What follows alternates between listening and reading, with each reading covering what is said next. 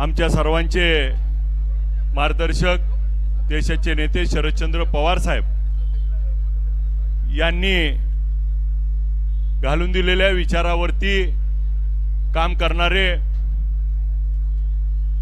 आमच्या विधिमंडळातील सन्माननीय सदस्य आमचे सहकारी कर्जत जामखेडचे आमदार रोहितदादा पवार साहेब यांच्या अन्नत्याग आंदोलनासाठी उपस्थित असलेले दुसरे आमचे सन्माननीय विधानसभा सदस्य मोहोळचे राजाभाऊजी खरे साहेब, पक्षाचे सर्व पदाधिकारी आणि उपस्थित सर्व शेतकरी बांधव, पत्रकार बंधू, विविध संघटनांनी यामध्ये सामील झालेले सर्व संघटना, सर्व विचारवंत वारकरी संप्रदाय, या ठिकाणी उपस्थित प्रत्येक घटकातून आलेले सामान्य नागरिक आणि शेतकरी बांधव, खरं तर अधिवेशनामध्ये दादा सगळ्यात जास्त वेळा कर्जमाफीच्या बाबतीमध्ये मी त्या ठिकाणी लवंडे साहेब बोललो. आज दादांनी ज्या पद्धतीनं काही मागण्या मांडल्यात, ह्या कर्जमाफीमध्ये 2019च्या ज्यांना लाभ मिळालाय त्याला लाभ मिळणार नाही, आणि मग 2019चीच परिस्थिती 2026 मध्ये राहिली आहे का हो? मग 2019ला ज्यावेळेस कर्जमाफी मिळाली त्यावेळेसची परिस्थिती वेगळी होती, त्यावेळेसचं सरकार वेगळं होतं, आणि आज ज्यावेळेस कर्जमाफीचं आपण आश्वासन देऊन त्या ठिकाणी सत्तेमध्ये आलाय, त्यामुळं ते आश्वासन तुम्ही 2024लाच पाळणं आवश्यक होतं.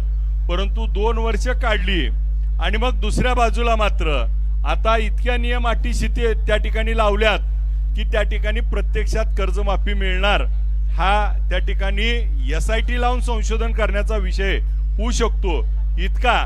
कारण आपण जर बघितलं तर दादा मी आपल्याला एक उदाहरण सांगतो. सोलापूर जिल्ह्यातील सोलापूर DCC बँकेमध्ये आमच्याकडे 1,25,000 लोकांना कर्ज दिलेलं आहे, आणि 1,25,000 दिलेल्या कर्जामध्ये फक्त 28,000 कर्जदार त्या ठिकाणी पात्र आहेत. म्हणजे वरचे 1,00,000 कर्जदार त्या ठिकाणी कर्जमाफीत मिळणारच नाहीत. मग कर्जमाफी कसली? म्हणजे ही कर्जमाफी फक्त 25% आहे, आणि गांगावा मात्र त्या ठिकाणी 200% करायला लागलेत. सोलापूर DCC बँकेतली सामान्य लोकांची, मग नॅशनलाइज बँकेतला तर विषय वेगळा आहे. म्हणजे एक उदाहरणार्थ जर 1.25 लाख लोकात 28,000 लोकांना कर्जमाफी मिळणार आहे तर ही कर्जमाफी फसवी नाही का? आणि मग आपल्याला या निमित्तानं ही कर्जमाफी देत असताना मागे आपण बघितलं की त्या ठिकाणी नोटबंदी झाली, लाईनीत उभा राहिलो, कर्जमाफीला ऑनलाईन अर्ज भरून घेतले, त्या ठिकाणी लाडक्या बहिणींना KYC अर्ज भरून घेतले. आज देखील त्या ठिकाणी आपल्याला याच्यात अर्ज करायचे, परत त्याचे निकष अटी, आणि मग आपल्याला त्या ठिकाणी मिळताना मात्र खाली काही मिळणार नाही. 2019ची अट तर रद्द झाली पाहिजे. दादा माझी आपल्याला विनंती आहे की 2 लाखाची जी मर्यादा ठेवली आहे ती 2 लाखाची मर्यादा देखील त्या ठिकाणी 3 लाखापर्यंत असणं आवश्यक आहे.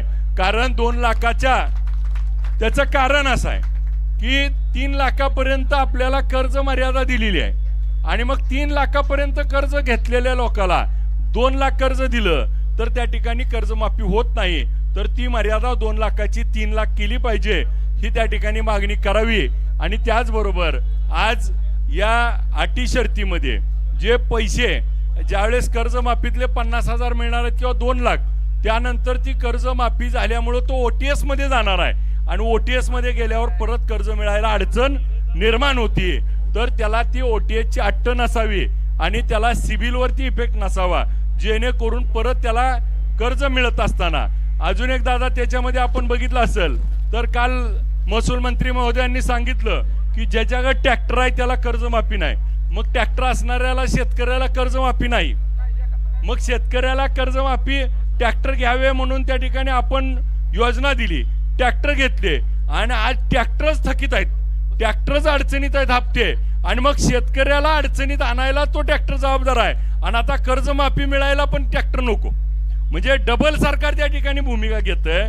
तर याच्यामध्ये मोठे शेतकरी आहेत, ज्याचं 1-2 कोटी रुपये इन्कम टॅक्स भरतेत, त्याला कर्जमाफी देऊ नका, आमचं त्याच्याबद्दल म्हणणं नाही. पण सामान्य जो शेतकरी फक्त शेतीवर अवलंबून आहे, त्याला मात्र सगळी कर्जमाफी मिळाली पाहिजे, ही भूमिका घेतली पाहिजे. मी या निमित्तानं सगळ्यांना, दादा, आम्ही उद्यापासनं माढा तालुका आणि पंढरपूर तालुक्यातल्या सगळ्या ग्रामपंचायतला आव्हान केलंय की आपल्या आपल्या ग्रामपंचायतचा ठराव करून आपल्या अन्नत्यागाला त्या ठिकाणी पाठिंबा म्हणून